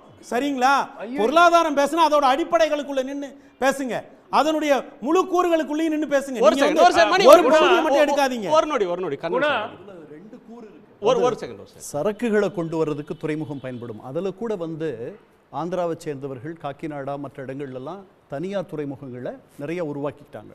அதில் கூட அவர்கள் பெரிய போட்டி தராங்க நமக்கு. சார் துறைமுகம் வைசாக் என்ன பெருசா வளர்ந்துருச்சா? ஹைதராபாத் தானே வளர்ந்தது. இல்லை வளர்ந்தது, அதுதான் சொல்கிறேன். அதனால் பயணிகள் 10 கோடி பயணிகள் இன்னும் 10 ஆண்டுகளில் இந்த விமான நிலையம் கையாள முடியுமா என்றுதான் கேள்வி. இது யானை பசிக்கு சோளப்பொறி இந்த விமான விரிவாக்கம் என்பது. சென்னை ஏர்போர்ட். சூர்யா, ஒரு விஷயம் அண்ணன் வந்து ஆப்பிளையும் ஆரஞ்சையும் கம்பேர் பண்றாரு. ஏர்போர்ட் பத்தி பேசிட்டு இருக்கும்போது டக்குன்னு நம்ம இதுக்கு போயிடுவோம், துறைமுகத்துக்கு போயிடுவோம் அப்படிங்கிறாரு. பொருளாதார காரணிகள். ஒரு விஷயம் வந்துடுறேன். துறைமுகத்தை பத்தி பேசணும்னா சென்னை கப்பல்ல ஏறி அமெரிக்கா போறாரு. பிரச்சனைகள் இருக்கு. அங்க யார்ட்ல பிரச்சனை இருக்கு, அங்க டெப்த்ல பிரச்சனை இருக்கு, பெரிய கப்பல்களை கையாளுறதுல அதுக்கு திறன் இல்லைங்கிற பிரச்சனை இருக்கு. இது எல்லாத்தையும் சேர்த்து நம்ம பார்த்தோம் அப்படின்னா அங்க சில மாற்றங்களை செய்யணும் அப்படின்னா அதை கோருவோம் தனியா. ஏர்போர்ட்டினுடைய தேவையை கருதி தான் விஜயே நாங்க எக்ஸ்டெண்ட் பண்ணுவோம், புதிய ஏர்போர்ட்டுக்கு இடம் கண்டுபிடிப்போம் அப்படின்னு சொல்றாரு. இல்ல தேவை இல்லைன்னு அவர் முடிவெடுத்தாருன்னா, இல்ல துறைமுகம் போதும் எங்களுக்கு ஏர்போர்ட், இந்த 1300 ஏக்கர் ஏர்போர்ட்டை மட்டுமே, அவ்வளவு பெரிய துறைமுகம், அவ்வளவு பெரிய ஏர்போர்ட்டை நீங்க சென்னையை ஹைதராபாத்தோடையும் பெங்களூரோடையும் ஒப்பிடாதீங்க அப்படின்னு நான் சொல்றேன். இல்ல 5746 ஏக்கர்ல இப்போ அடுத்த அரசு கொண்டு வந்தாலும் இவ்வளவு பெரிய 5700 ஏக்கர்ல கொண்டு வந்தீங்கன்னா அதான் இந்தியாவிலே பெரிய ஏர்போர்ட்டா இருக்கும். நான் என்ன கேக்குறேன், டெல்லி விட பெரிய ஏர்போர்ட்டா சென்னையில இருக்கும். இல்ல ஒரு நிமிஷம், நான் என்ன சொல்றதுக்காக சொல்றேன். இன்னைக்கு அவர் கார்கோ பத்தி மட்டும் பேசுறாரு, ஒரு நிமிஷம் பேசஞ்சர்ஸ் பத்தி பேசுறாரு. பேசஞ்சர் சேச்சுரேஷன் ஏர்போர்ட் 2.25 கோடி இது ஹேண்டில் பண்றாங்க. சென்னையில இருந்து அப்புறம் எதுக்கு 35ல சேச்சுரேட் ஆயிடு, நாங்க எக்ஸ்டென்ஷன் கொடுப்போம், 5வது டெர்மினல் போடுவோம்னு எதுக்கு சொல்றீங்க? எங்க லாஜிக்கா நாங்க போறோம், நீங்க போடுவீங்கறதே பேசஞ்சரை ஹேண்டில் ஹைதராபாத் பாருங்க, பெங்களூரை பாருங்கன்னா நான் என்ன சொல்றேன், அங்க மணி பெங்களூரை பாருங்க, ஹைதராபாத்தை பாருங்கன்னு நம்மை விட வளர்ந்த நகரம். இப்ப நம்ம சென்னை ஏர்போர்ட் 3வது இடத்துல இருந்தது இந்தியாவில், தென்னிந்தியாவில் முதல் இடத்துல இருந்தது. பன்னாட்டு விமானங்கள் பெங்களூருக்கு வந்ததை விடவும் ஹைதராபாத்துக்கு வந்ததை விடவும் சென்னைக்கு தான் அதிக பன்னாட்டு விமானங்கள் வந்துச்சு. இன்னைக்கு சென்னையிலிருந்து போற பன்னாட்டு விமானங்கள் அதிகமா, பெங்களூருக்கும் ஹைதராபாத்துக்கு வரக்கூடிய பன்னாட்டு விமானங்கள் அது ஒப்பிடவே வேணாமா சார்? நம்ம வந்து ஒரு நம்ம ஹப் என்ன சார், அவன் ஐடி இண்டஸ்ட்ரி வச்சிருக்கான் சார். நம்ம கிட்ட என்ன இருக்கு சார்? நம்ம எதுல கான்சென்ட்ரேட் பண்ணோம்? என்ன திமுக ல இருந்து ஐயா கலைஞர் எதுல கான்சென்ட்ரேட் பண்ணாருன்னு தெரியாமலே சொல்றீங்க. நம்ம கார் உற்பத்தி சார், நம்ம கோர் இண்டஸ்ட்ரி எதுன்னு பாருங்க சார். எல்லா செக்டார்லயும் ஹைதராபாத் கஜ்மௌலி எப்படி வளர்ந்திருக்கு, பெங்களூர் எப்படி வளர்ந்திருக்கு, செமிகண்டக்டர்ல பண்ணிருக்கோம், எல்லாத்தையும் பண்ணிருக்கோம். நமக்கு பின்னாடி நம்ம இல்ல சார், நம்ம சார் சென்னையோட பொருளாதார பேசிக் என்னன்னு திமுக ல இருந்து எப்படி தெரியும்? ஒரு நிமிஷம் மணி இங்க வாங்க, மணி இங்க வாங்க, நீங்க வர வேண்டியது எலக்ட்ரானிக் அவசியம் கிடையாது. அவங்களுக்கு பெரிய ஏர்போர்ட் தேவை. அவங்க பொருளாதாரத்தினுடைய தன்மை என்ன? ஏங்க நாம ஒரு செகண்ட் மணி, நீங்க என்ன சொல்றீங்க? பெருமாள் மணி அண்ணனுக்கு இருக்கக்கூடிய புரிதல் விஜய்க்கு இல்லாம போனதுதான் இங்க இல்ல அப்படிலாம் சொல்லாங்க. இல்ல நீங்க ஏர்போர்ட் தேவை இல்லன்றீங்க, அவர் தேவைன்னு நான் சொல்றேன்.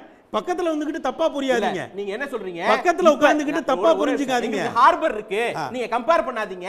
அப்படிங்கறதே புரிதல் என்ன? இப்ப நீங்க வந்து நீங்க பெங்களூர்ல ஐடி இருக்கு, அவ்வளவு முக்கியமான ஏர்போர்ட் இல்ல. வேற ஆல்டர்னேட் ஸ்பேसेस கொடுங்க. நாங்க தான் சொல்லிட்டோமே, டெர்மினல் 3 கொண்டு வரோம், டெர்மினல் 5 கொண்டு வரோம். இன்னொரு ஏர்போர்ட் நீங்க கொண்டு வரீங்க. டெர்மினல் 3 ஏற்கனவே இருக்கு, நீங்க என்ன கொண்டு வரீங்க? அது ஆபரேஷனுக்கு வந்துரும். நாங்கன்னா யாருங்க நீங்க? சார் அரசு தான், தமிழ்நாடு அரசு தான். வேற என்ன? ஏஐ உங்களுக்கு டெர்மினல் 3 சம்பந்தம் இல்ல சார். தமிழ்நாடு அரசு எழுதும் சார், தமிழ்நாடு அரசு சம்பந்தம் இல்ல சார். தமிழ்நாடு அரசு என்ன சம்பந்தம்? ஒரு செகண்ட், அந்த பரந்தூர் அரசு ப்ராஜெக்ட் கவர்மெண்ட் இல்ல, அந்த ப்ராஜெக்ட் கவர்மெண்ட் இது ஒவ்வொரு எப்படி மணி நீங்க புரிதலோட பேசுங்க. நான் சொல்றேன் இல்ல, ஒரு செகண்ட் இருக்கு. ஏஐ யாரு? Chennai airport airport authority of India Tamil Nadu அரசு எழுதா? ஒரு செகண்ட் சார், நீங்க லெட்டர் தான் அதிகமா ஹேண்டில் பண்ணி எழுத முடியாது. எம்பி கூட தான் சார் லெட்டர் எழுதலாம், யார் வேணாலும் எழுதலாம் சார். நான் கேக்குறது டெர்மினல் 3 டெவலப் பண்றதுக்கும் தமிழ்நாடு அரசுக்கு என்ன சம்பந்தம்? அது ஒரு தமிழ்நாடு அரசு வேகப்படுத்தும் சார். இப்ப வேலை நடந்து, நீங்க என்ன வேகப்படுத்த போறீங்க? சுமந்த், முதல்ல மும்பை ஏர்போர்ட்டு 1500 ஏக்கரில் இருக்குது. ஆனால் அவர் சொல்லாத விஷயம், நவி மும்பை ஏர்போர்ட்டுன்னு புதுசாக திறந்து 3000 ஏக்கரில் 2வது ஏர்போர்ட். மும்பைக்கு 3வது ஏர்போர்ட்டுக்கு திட்டம் போட ஆரம்பிச்சுட்டாங்க. 3வது ஏர்போர்ட் நம்மள போய் பாருங்க. 3rd ஏர்போர்ட் எங்கே கொண்டு வரணும்னு இப்போ இருங்க. மும்பைக்கும் போர்ட் இருக்கு, அவங்களுக்கும் தெரியும் 2வது ஏர்போர்ட்டினுடைய முக்கியத்துவம் என்னன்னு. 2வது, யார் இது இந்த மாதிரி சொன்னாங்க, இது தனியார் ஏர்போர்ட்டுன்னு யார் சொன்னது? அதிகாரப்பூர்வமாக எங்கேயாவது சொல்லியிருக்கா? இது வந்து அதானிக்கு கொடுக்க போற ஏர்போர்ட்னு போட்டுட்டு தமிழ்நாடு இருக்காங்க அரசோட social media ல. ஏர்போர்ட்டா? எப்படியாவது ஜஸ்டிஃபை பண்ணணும். தமிழ்நாடு அரசோட ஒரு ஏர்போர்ட்டா? தவறான- சொல்லுங்க லைவ்ல சொல்லுங்க. தவறான தமிழ்நாடு முடிவை- அரசு ப்ராஜெக்ட்டா? டிட்கோ யாரோடது? ஏங்க டிட்கோ நீங்க யாரோடது? நான் கேக்குற கேள்விக்கு டிட்கோ சொல்லுங்க. யாரோடது? சரிங்க சொல்லிருங்க. தமிழ்நாடு டிட்கோ அரசோட யாரோடது? ஏர்போர்ட்னு சொல்லுங்க தலைவரே. டிட்கோவோட ப்ராஜெக்ட்ங்க அது. சரி இந்த ஏர்போர்ட் தமிழ்நாடு அரசோட ஏர்போர்ட்டா? டிட்கோங்கற நிறுவனம் அரசு ஏங்க நான் என்ன நிறுவனம் சரி அப்ப தானே? தமிழ்நாடு அது என்ன அரசு BJP நிறுவனமா? அப்ப யூனியன் தமிழ்நாடு கவர்மெண்ட் அரசோட நிறுவனமா? ஏர்போர்ட்டா அது? டிட்கோங்கிறது அரசு தமிழ்நாடு நிறுவனம். Government Tamil Nadu airport. ஒரு நிமிஷம் ஒரு சரி, நிமிஷம் அவர் பேசி முடிச்சிட்டோம். சுமந்த், ரொம்ப குணா, எனக்கு நிஜமாவே இது அழுகையா இருக்கு. டிட்கோங்கிறது யாருங்க? தமிழ்நாடு அரசுங்க. Tamil Nadu industrial development corporation, industries development corporation அப்படின்னா தமிழ்நாடு அரசுக்கு கீழே இயங்கக்கூடிய ஒரு அமைப்பு.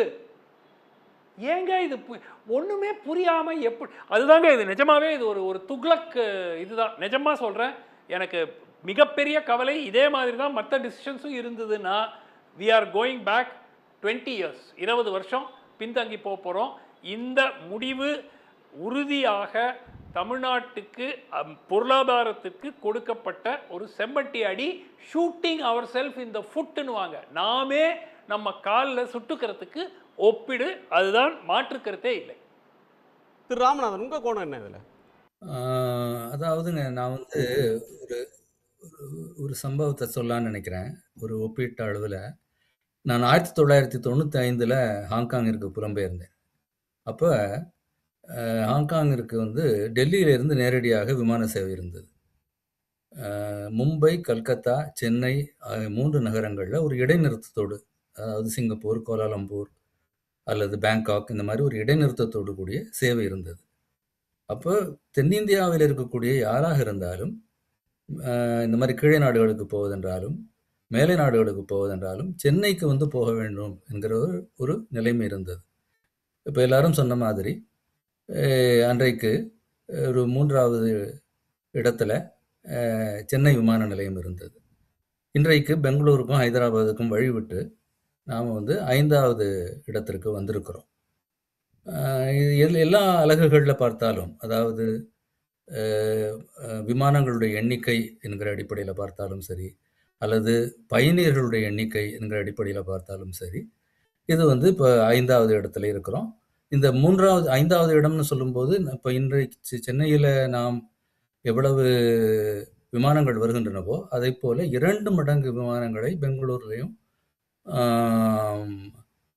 மும்பையிலையும் வந்து கொண்டிருக்கின்றன. டெல்லியில் இன்னும் அதிகம். இங்கே வந்து 13,000 விமானங்கள், பெங்களூரில் 25,000, மும்பையில் 27,000, டெல்லியில் 44,000 விமானங்கள். அந்த அளவுக்கான வேறுபாடு இருக்குது. அதாவது நம்ம உடனடியாக அந்த இடைவெளியை நிரப்ப முடியாத அளவுக்கு ஒரு நீண்ட இடைவெளி இருக்குது. போன மாதம் என்னுடைய நண்பர் ஒருத்தர் சிட்னியிலிருந்து சென்னைக்கு வந்தார்.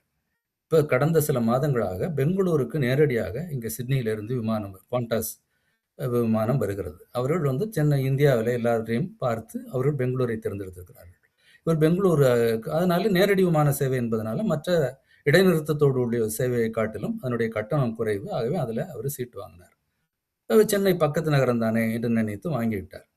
வந்தால் என்ன ஆயிடுச்சுன்னா, சென்னை பெங்களூரில் வந்து இறங்குவதனால், பெங்களூர் தான் அவர் தரையிறங்குகிற முதல் இந்திய நகரம் என்பதனால குடியுறவு சோதனைகளை எல்லாம் அவர் அங்கேயே செய்ய வேண்டி வந்தது. அது மட்டும் இல்லை, அவருடைய பயணப்பொதிகள், அவருடைய செக்இன் பேக்கேஜ் எல்லாத்தையும் வெளியே அனுப்பி கொடுத்துட்டாங்க. அதை எல்லாத்தையும் அவர் இன்டர்நேஷ்னல் டெர்மினல்லேருந்து எடுத்துக்கிட்டு டொமஸ்டிக் டெர்மினலுக்கு போய் அங்கே போய் மறுபடியும் செக்இன் பண்ணி வர வேண்டியதாக போய்விட்டதுன்னு ரொம்ப வருத்தத்தோடு என்கிட்ட சொன்னார். அதாவது நமக்கு பக்கத்தில் இருந்த ஒரு நகரம் ஒரு 2000க்கு முன்னாலே வரைக்கும் ஒரு பெரிய சர்வதேச விமான நிலையம் இல்லாத நகரம் 4 கால் பாய்ச்சலில் முன்னேறி கொண்டிருக்கிறது. ஆனால் நாம் வந்து அதே இடத்துல இருக்கிறோம், அந்த இடத்துல திருப்திப்பட்டு கொண்டும் இருக்கிறோம் என்று சொல்வது வந்து ரொம்ப வருத்தத்திற்குரிய ஒரு விஷயமாக இருக்கிறது. இப்போ வந்து எதற்காக சென்னைக்கு விமான நிலையம் வேண்டும் என்றெல்லாம் நண்பர் கேட்டார். இருக்கிறது பத்தாதா என்கிற மாதிரி ஒரு கேள்வி வந்தது. நாம் தொழில்துறையில் இந்தியாவிலேயே ஒரு முன்னேறிய மாநிலமாக இருக்கிறோம். இன்றைக்கு இந்தியாவில் இருந்து உற்பத்தி செய்யப்படுகிற ஆயத்த ஆடைகளில் 54% தமிழகத்தில் உற்பத்தி ஆகிறது. ஆட்டோமொபைல்ஸில் 35%, நம்முடைய தோல் பொருட்களில் 40%. இந்த அளவுக்கு நாம் உற்பத்தி செய்து கொண்டிருக்கிறோம். அந்த அளவுக்கு அந்நிய முதலீடுகள் வருகின்றன, உள்ளூர் முதலாளிகள் முதலீடு செய்கிறார்கள், தொழிற்சாலைகள் பெருகி கொண்டிருக்கின்றன. என்றால் இந்த சரக்குகளை எல்லாம் நாம் ஏற்றுமதி செய்வதற்கான ஒரு பெரிய விமான நிலையம் வேண்டும். ஒரு விமான நிலையம் வருகிற போது அதை தொடர்ந்து அதற்கு பக்கத்தில் கிட்டங்கிகள் வரும், அலுவலகங்கள் வரும், பெரிய சாலைகள் வரும். இதெல்லாம் தொடர்ந்து அடுத்தடுத்து நடக்கும். இப்போ மீனம்பாக்கத்தை பொறுத்த மட்டும் அதனுடைய சேச்சுரேஷன் பாயிண்ட் வந்து விட்டது. இனிமேல் அதில் இப்போ இன்றைக்கு முதலமைச்சர் பேசியிருக்கிற போது நாங்கள் 5வது டெர்மினல் கட்ட போகிறோம் அப்படின்னு சொல்கிறாங்க. அதுக்கு இன்னும் அவர்கள் ஏர்போர்ட் அத்தாரிட்டியோட எந்த உரையாடலையும் தொடங்கவில்லை. அப்படி தொடங்கினாலும் அதற்கான நிலம் எங்கே இருக்கிறது, அதை எப்படி செய்ய போகிறோம் என்பதெல்லாம் தெரியவில்லை. ஆகவே நாம் இருப்பதிலே இன்றைக்கு வந்து பல ஒரு கிட்டத்தட்ட 25 ஆண்டுகள் பின்னாலே இருக்கிறனா, இப்போ ஒரு கடந்த 10 ஆண்டுகளாக ஏற்பட்ட முயற்சிகள் 2021 இந்த பரந்தூர் விமான நிலையம் தெரிவு செய்யப்பட்டது. 2022 இருந்து அதற்கு அடுத்த கட்ட பணிகள் வந்தன. ஒன்றிய அரசினுடைய ஒப்புதல் கிடைத்தது. 1700 ஏக்கர் நிலம் கையகப்படுத்தப்பட்டிருக்கிறது. இது கையகப்படுத்தப்பட்டது இந்த ஏகனாபுரம் என்கிற கிராமத்தை விட்டு அதை சுற்றி இருக்கிற கிராமங்களில் முதல்ல கையகப்படுத்தி இருக்கிறார்கள். என்றால் இந்த ஏகனாபுரம் என்கிற கிராமம் முழுக்க ஒரு 2500 மக்கள் வசிக்கிற அந்த கிராமம் முழுமையாக பாதிக்கப்படுகிறது. அதனால் எதிர்ப்பு அங்கே அதிகமாக இருக்கிறது என்பதனால ஒரு டாக்டிக்கலாக சுற்றி இருக்கிற கிராமங்களில் முதல்ல கையகப்படுத்தி விட்டு அடுத்து இங்கே வரக்கூடிய ஒரு நிலைமையில இந்த திட்டம் முழுவதுமாக நிறுத்தப்பட்டிருக்கிறது என்பது ஒன்று நமக்கு ஒரு பெரிய ஒரு தொழில் ரீதியாகவும் சேவை துறையிலேயும் முன்னேறி கொண்டிருக்கிற ஒரு மாநிலத்திற்கு ஒரு பெரிய பின்னடைவாக அமையும். அதே நேரத்தில் இப்போ கிட்டத்தட்ட 680 கோடி ரூபாயில் செலவு செய்யப்பட்டு இந்த 1700 ஏக்கர் கையகப்படுத்தப்பட்டிருக்கிறது. இந்த நிலத்தை நாம் என்ன செய்ய போகிறோம் என்கிற கேள்வியும் இருக்கிறது. அப்போ கடந்த மாதம் கையகப்படுத்துற நிலத்தை என்ன பண்ண போறாங்க அப்படின்ற ஒரு கேள்வியை முன்வைக்கிறீங்க. இன்னைக்கு முதலமைச்சர் அது சார்ந்த எந்த அறிவிப்பையும் இன்னைக்கு சொல்லலை. அவருடைய அறிவிப்பில் அவர் திட்டமாக சொல்லியிருக்கிறது டெர்மினல் 3. இப்போ சென்னை ஏர்போர்ட்டில் 4 டெர்மினல் இருக்கு. அந்த 4ல் 1 டெர்மினல் 3 ஏற்கனவே இருக்கிற கட்டிடத்தை புதுப்பிக்கிறாங்க. நவீன கட்டிடமாக அது மாறுது. ஏற்கனவே அந்த வேலை நடந்து கொண்டிருக்கு. முதலமைச்சர் சொன்னதும் இப்போ தற்போது நடந்து வரும் டெர்மினல் 3 பணிகள் கட்டுமான பணிகள் முடிந்த பிறகு ஆண்டுக்கு 35 மில்லியன் பயணிகளை கையாளக்கூடியதாக இருக்கும் சென்னை விமான நிலையம் அப்படின்றது அவருடைய கருத்தாக இருக்குது.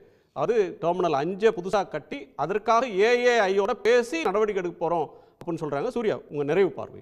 2 விஷயம். ஒன்று, இப்போ வந்து நம்ம ரீசெண்டாக கோயம்புத்தூரில் ஏர்போர்ட் எக்ஸ்டென்ஷனுக்கு லேண்டு கொடுத்தோம். 2000 கோடி ரூபா மதிப்புள்ள ஒரு லேண்டு.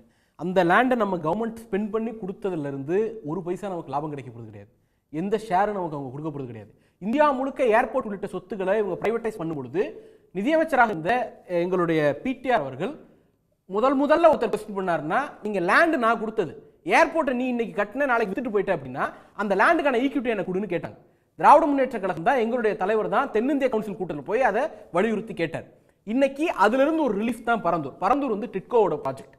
ஏன் அப்படின்னா நாளைக்கு இதில் வரக்கூடிய ஒவ்வொரு பேசஞ்சருடைய இன்ஃப்ளோ அவுட்ஃப்ளோவுக்கும் ஸ்டேட் கவர்மெண்ட்டுக்கு ஒரு பார்ட்டை விட்டுட்டீங்க. இந்த கண்டிஷனோட கடிதம் எழுதுனதுனால கோயம்புத்தூர் ஏர்போர்ட்டை நாங்கள் டெவலப் பண்ணுறதுக்கே ஒத்துக்கல. அவங்க ஏர்போர்ட்ஸ் அத்தாரிட்டி வந்து ஒத்துக்கல. இந்த கண்டிஷனை நீங்கள் விதிக்கக்கூடாது, நீங்கள் வந்து நாங்கள் தான் நிலத்தை கையகப்படுத்தி உங்களுக்கு தரோம், ஒரு கட்டத்தில் நீங்கள் தனியாருக்கு யாராவது விற்கும் போது எங்களுக்கு அதற்கான பங்கு தரணும் நீங்க கேட்க முடியாது அப்படின்றதுதான் யூனியன் கவர்மெண்ட் எடுத்த ஸ்டாண்ட். கரெக்ட். அதிலிருந்து இன்னைக்கு நாம வந்து ஒரு நம்முடைய அதிகாரமிக்க ஒரு பகுதியாக இந்த ஏர்போர்ட்டை கட்டமைக்கிறதுக்கான வாய்ப்புகள் எல்லாம் இருந்துச்சு. அது இன்னைக்கு பின்னோக்கி தள்ளப்பட்டிருக்குங்கிறது ஒண்ணு. இன்னொன்னு, நான் டெர்மினல் 5 பண்ண போறேன், அது நாங்க பண்ண போறோம் அப்படிங்கிறாங்க. இவங்க அதை கோலம் என்ன முடிவெடுக்க போகுதுன்னு நமக்கு தெரியாது. தமிழ்நாடு அரசாங்கத்தால், மாநில அரசாங்கத்தால் என்னுடைய ஆட்சி பகுதியாக இருக்கக்கூடிய அந்த ஏர்போர்ட்ல போய் ஒரு செடி நட முடியாது, ஒரு புல்லு விட முடியாது. அதுதான் யதார்த்தம். அப்படி இருக்கும் பொழுது டெர்மினல் 5 நாங்க எக்ஸிக்யூட் பண்ணுவோம் அப்படிங்கிறது வந்து ஒரு போலியான நம்பிக்கையை கொடுக்கறதா தான் இருக்குமே தவிர, எங்க கொண்டு போய் நீங்க ரன்வே கட்ட போறீங்க? பல்லாவரம் சைடுல இருந்து லேண்ட் அக்வயர் பண்ண போறீங்களா, இல்ல நங்கநல்லூர் சைடுல ஓடிஏ சைடுல லேண்ட் அக்வயர் பண்ண போறீங்களா, டிஃபென்ஸ் ஏரியால போய் ஒரு சென்ட் நிலத்தை நீங்க வாங்கிடுவீங்களா? இந்த பின்னணியில இருந்து பாத்தீங்கன்னா கட்டத்தை கட்டிடலாம் அதிகபட்சம் ஏதாவது ஒரு லேண்ட் அக்வயர் பண்ணி. அது ஒரு மீட்டருக்கு அவங்களால ரன்வே எக்ஸ்டெண்ட் பண்ண முடியாது. இன்னைக்கு இருக்கிற ரன்வே வந்து 2ன்னு தான் பேரு, ஆனா இது வந்து பெர்பெண்டிகுலர் ரன்வே. அது கன்சிடர் பண்ணீங்கன்னா ஒன்னு இன்ஆக்டிவா தான் எப்போதும் இருக்கும், ஒன்னு பாசிவா தான் இருக்கும். ஆக்டிவா இருக்கிறது ஒன்னு தான். எதர் நீங்க இதை யூஸ் பண்ண முடியும் இல்ல இதை யூஸ் பண்ண முடியும். அப்படி இருக்கக்கூடிய டெக்னிக்கல் ஃபீசிபிலிட்டி எல்லாம் இருக்கக்கூடிய பிரச்சனை. 1300 ஏக்கர்ங்கிறது மட்டும் பிரச்சனை கிடையாது. இங்க இருக்கக்கூடிய ரன்வேவே பெர்பெண்டிகுலர் ரன்வேங்கிறது சேர்த்து நம்ம பார்க்க வேண்டிய அவசியம் இருக்கு. அந்த அடிப்படையில் பார்த்தோம்னா இவங்க மாற்று இடம் சொல்லாதது முதன்மையான பிரச்சனை. இருக்கக்கூடிய ப்ராஜெக்ட் நாங்கள் எக்ஸ்டெண்ட் பண்ணுவோங்கும் பொழுதே இந்த ஏர்போர்ட்டுக்கான தேவையை அவங்க உணர்ந்துட்டாங்க அப்படிங்கிற ரெண்டாவது. எங்களுடைய கேள்வி எல்லாம் இது வெறும் ஈகோவை ஸ்டாட்டிஸ்ஃபை பண்ற விஷயமா, இல்ல யாரோ ஒரு அதிகார லாபியினால் ஆந்திராவுக்கும் கர்நாடகாவுக்கும் லாபம் கொடுக்கறதுக்காக எடுக்கப்பட்ட முயற்சியா அப்படிங்கிறது தெரியல. மணி, இது இந்த சென்னையினுடைய பொருளாதார வளர்ச்சிக்கு பல காரணிகள் இருக்குது, தமிழ்நாட்டினுடைய வளர்ச்சிக்கும் பல காரணிகள் இருக்குது. இந்த ஏர்போர்ட்டோட தான் நாம் இன்றைக்கி இவ்வளோ வளர்ந்த ஒரு மாநிலமாக இருக்கிறோம். ஆக அந்த அடிப்படையில் இந்த அரசு பரந்தூர் விமான நிலையம் வேண்டாம் அப்படிங்கிற ஒரு முடிவை எடுத்திருக்கு. மாற்று இடத்துல கெட்டுறோன்னு சொல்கிறோம். அதுக்கு இடைப்பட்ட காலத்தில் பயணிகளை அதிகமாக கையாளுவதற்கான திட்டங்கள் என்னங்கிறது இந்த அரசு இன்றைக்கி பேரவையில் முன் வச்சிருக்கு. அந்த அடிப்படையில் இந்த அரசு என்ன முழுமையாக சொல்லி இல்லை, அதான் பேரவையில் எதையும் சொல்லி அவங்க சார் இன்னைக்கு இன்னைக்கு முக்கியமான அறிவிப்பே இந்த திட்டத்தை கைவிடுவதாக அறிவித்தது தான். ஏன்னா அது ஒரு பொலிட்டிக்கல் கால். அந்த கால் அவர் எடுத்ததன் மூலம் ஐயா விஜய் ஒரு வலிமையான தலைவராக இன்னைக்கு இருக்கிறாரு. இந்த கால இப்படியாப்பட்ட முடிவுகளை என்னால் எடுக்க முடியும் அப்படின்ற அவர் சொல்றது. ஏன்னா ஒரு விமான நிலையம் கற்ற ஒரு வலிமையான தலைவரா, விமான நிலையத்தை கைவிடுற ஒரு வலிமையான சார் ரெண்டுமே சார். அரசியலா நீங்க வரும்போது ஒரு திட்டத்தை அவ்வளவு சீக்கிரமா நீங்க டிராப் பண்ண முடியாது. ஏன்னா அது வெவ்வேறு புள்ளிகளோட இணைந்தது. அந்த அடிப்படையில் இன்றைக்கு அவர் டிராப் பண்ணியிருக்கேன்னு இவ்வளவு குறுகிய காலத்தில் அறிவித்ததே அவரோட பொலிட்டிக்கல் வில்லுக்கு ஒரு சாட்சி தான். எந்த ஒரு கடினமான முடிவையும் என்னால் எடுக்க முடியும் அப்படிங்கிற மெசேஜ் இதில் ரொம்ப தெளிவாக போயிருக்கு. மாற்று நிலையம் நிச்சயமாக கடினமான முடிவுனா அவருக்கு பர்சனலா கஷ்டமான முடிவை அவர் எடுத்துக்கலாம் சார். ஒரு ஸ்டேட்டுக்கே இதனால கடினம்ன்றாங்களே. இல்லைங்க, அது அரசியல் எதிர்த்தரப்புல இருக்கவங்க சொல்றது. நான் தான் சொல்றேன், சென்னைக்கு சென்னை ஒரு இண்டஸ்ட்ரியல் எந்த தரப்பு, ஹாங்காங் ராம்நாத், இது ஒரு ஆட்டோமொபைல் ஹப். இங்க நமக்கு ஆட்டோமொபைல் ஹப்னு மட்டும் சொல்லாதீங்க, ஆட்டோமொபைலும் ஒரு முக்கியமான ஐடி இல்லையா, எல்லாமே இருக்கு. ஆனா அதோட பெர்சன்டேஜ் என்ன நான் அப்படின்ற அடிப்படையில் சென்னையினுடைய பொருளாதார வளர்ச்சியை கருத்தில் கொண்டு நிச்சயமாக இன்னொரு விமான நிலையம் கொண்டு வரப்படும். 2000 சென்னையோட ஐடி பங்களிப்பு என்ன, பெங்களூரோட ஐடி பங்களிப்பு என்ன? அவங்க டோட்டலா சர்வீஸ் செக்டாருக்குள்ள போயிட்டாங்க. எலக்ட்ரானிக் சிட்டியோ ஹச்பவுலியோ போயிட்டாங்க. சென்னை அப்படி முழுக்க சர்வீஸ் செக்டாருக்குள்ள போகல. நம்ம ஆட்டோமொபைல் டெக்ஸ்டைல் எல்லாத்தையும் கலந்து தான் நாம போயிட்டு இருக்கோம். அந்த அடிப்படையில் நமக்கு இங்க ஒரு துறைமுகம் இருக்கு. அதனால இது பரந்தூரை கைவிட்டது ஒன்றும் பாரதூரமான விளைவுகளை ஏற்படுத்த போறதில்லை. அப்படி பாரதூரமான விளைவுகளை ஏற்படுத்தும்னு சொல்றவங்க இந்த திட்டத்தை கொண்டு வந்தவங்க அப்படிதான் நிச்சயமா சொல்லுவாங்க. அது அவங்களுடைய அரசியல் நிலைப்பாடு. அந்த அடிப்படையில் இதற்கு கைவிட்டவங்க சொல்லுவாங்க, அது அவங்களுடைய அரசியல் நிலைப்பாடு. ஆனா அதுல நீங்க தெரிஞ்சுக்க வேண்டிய விஷயம் என்னன்னா, எந்த ஒரு கடினமான முடிவையும் எடுப்பதற்கு முதல்வர் விஜய் என்ன காரணம் சொல்லுங்க சார். எங்களால காரணம் இருக்க முடியும் சார். இன்னைக்கு சிவில் ஏவியேஷன் மினிஸ்டர் ஒரு ஆந்திராக்காரர், சிவில் ஏவியேஷன் மினிஸ்டர் இந்த டிஸ்பென்சேஷன்ல ஒரு ஆந்திராக்காரர். நீங்க கேக்குற இந்த உதவியை ஏஏஐ உடனடியா செய்யுமா, கன்சிடர் பண்ணுமா அப்படின்றது இன்னொரு பார்ட். ஓகே சுமன், ஆனா ஐயா விஜய் கடினமான முடிவுகளை எடுப்பதற்கு தான் தயாராக இருப்பதால பொலிட்டிக்கல் மெசேஜ் இன்னைக்கு சரியாக சொல்லப்பட்டிருக்கு. குணா சார் கடினமான முடிவு விடுறது குணா சார். சுமன் சொல்லுங்க. முதலமைச்சருடைய ஆலோசகர்களில் பலர் ஆந்திராவை சேர்ந்தவர்கள், இது எல்லோருக்கும் தெரிந்தது. கர்நாடக மாநிலத்தைச் சேர்ந்த ஒருத்தர் தான் இப்போ தமிழ்நாடு கவர்மெண்ட் ரெப்ரசன்டேட்டிவாக டெல்லியில் அமர்ந்து இருக்கிறார். ஸோ நிச்சயமாக இதில் பெனிஃபிட் யாருக்குங்க? டைரக்ட் பெனிஃபிட் ஆந்திராவுக்கும் கர்நாடகாவுக்கும் தானேங்க. அந்த மாதிரி ஒரு முடிவு எடுத்தாருன்னா அது இன்னைக்கு நிஜமாக சொல்கிறேன், இன்னைக்கு கர்நாடகாவில் ஆந்திராலையும் அவங்களாலையும் நம்ப முடியாது. இந்த மாதிரி ஒரு ஸ்டேட்டு தன்னையே அடிச்சுக்குமாங்கிறது அது நிச்சயமாக தே வில் பி சர்ப்ரைஸ்ட். இந்த மாதிரி ஒரு முடிவு எடுக்கப்பட்டிருக்கிறதுங்கிறது அவங்களுக்கு கிடைச்ச ஒரு பெரிய பொனான்சா. ஏற்கனவே சந்திரபாபு நாயுடு குப்பம்ல ஒரு ஏர்போர்ட் போடுறான்னு அறிவிச்சிருக்காரு. ஆந்திரா முழுக்க 10 ஏர்போர்ட்டோ 8 ஏர்போர்ட்டோ புதுசாக அறிவிச்சிருக்கிறாங்க.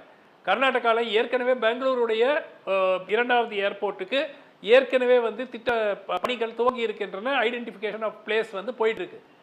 இந்த மாதிரி பண்ணும்போது இத்தகைய ஒரு முடிவின் மூலம் டைரக்ட் பெனிஃபிட் ஆந்திராவுக்கும் கர்நாடகாவுக்கும் கொடுப்பதற்காக கொடுக்கிறது தான் இந்த முடிவினுடைய விளைவாக இருக்குமே தவிர அதற்காகத்தான் இது எடுக்கப்பட்டிருக்கிறதாங்கிறது நமக்கு தெரியாது. பட் நிச்சயமா it's worth an investigation as to why இந்த டிசிஷன் எடுக்கப்பட்டிருக்கிறது. சரி, இந்த முடிவுனால அவங்க பெனிஃபிஷரிஸ் அப்படின்னு சொல்ல வர்றீங்க. பொலிட்டிக்கலா ஒரு மெசேஜை சொல்லிட்டாரு, ஒரு ஸ்ட்ராங் லீடர் எவ்வளவு டஃப் டெசிஷன் எடுப்பாரு அப்படின்னு சொல்றாங்களே. ஆக்கிறது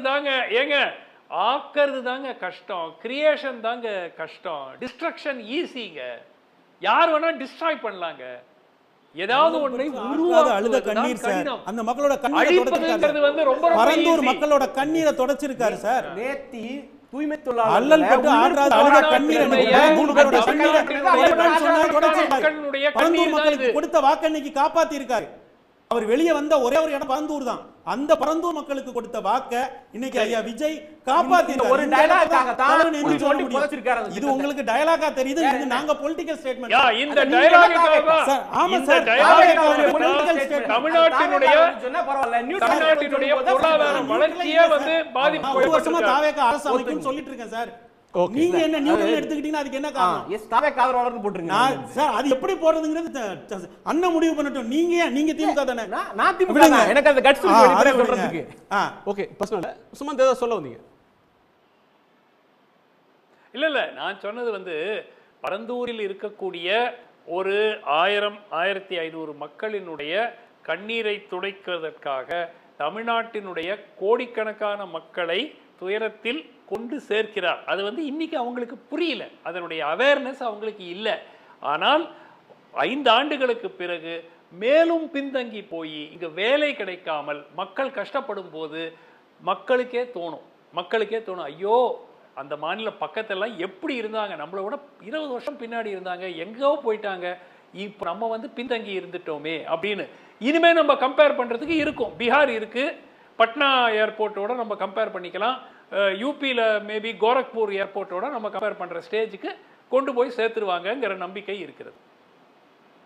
பரந்தூரில் இருக்கும் சிலர், அதுக்கப்புறம் முதல்வர் விஜயனுடைய கட்சியைச் சேர்ந்த சிலர், அவர்களுக்கு இது மகிழ்ச்சியான நாளாக இருக்கும். சுற்றுச்சூழல் ஆர்வலர்களுக்கு இது மகிழ்ச்சியான நாள், அதில் ஒன்றும் சந்தேகமே இல்லை. மற்றபடி இது ஒரு தமிழகத்திற்கு ஒரு பின்னடைவான நாள். இப்போது இனிமேலும் காலம் தாழ்த்தாமல் வேறு இடங்கள் என்ன அப்படின்றத இந்த அரசு உடனே அறிவிக்கணும்.